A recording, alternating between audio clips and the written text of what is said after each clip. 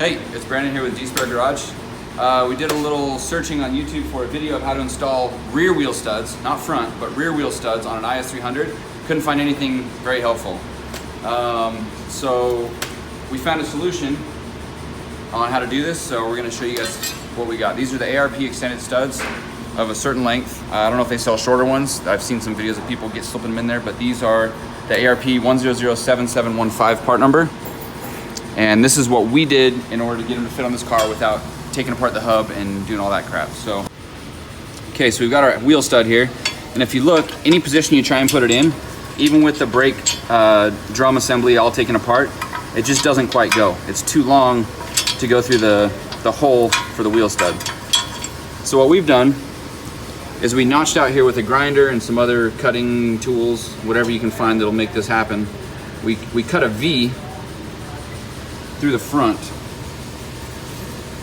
in order for us to slip the stud from behind. That allows us to go through and fit it into the wheel stud hole.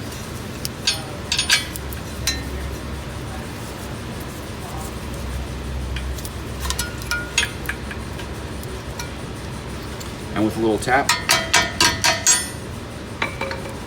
we're in there. Still pretty tight, but if you look,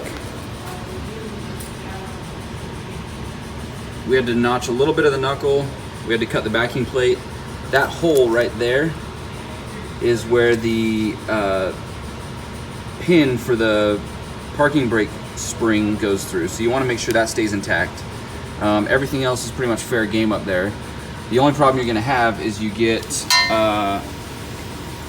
exposure to dirt and water and anything that might come through the back, you know, because this ring essentially creates a seal from road dirt and grime getting into the parking brake assembly, but I'm not too concerned about that on this car. So as long as you know the risks involved, this is the best way we found to do it without taking apart the hub assembly and the bearing and all that crap. So it's a huge pain. I hope you guys can figure it out. I hope this is helpful. Good luck, and that's it.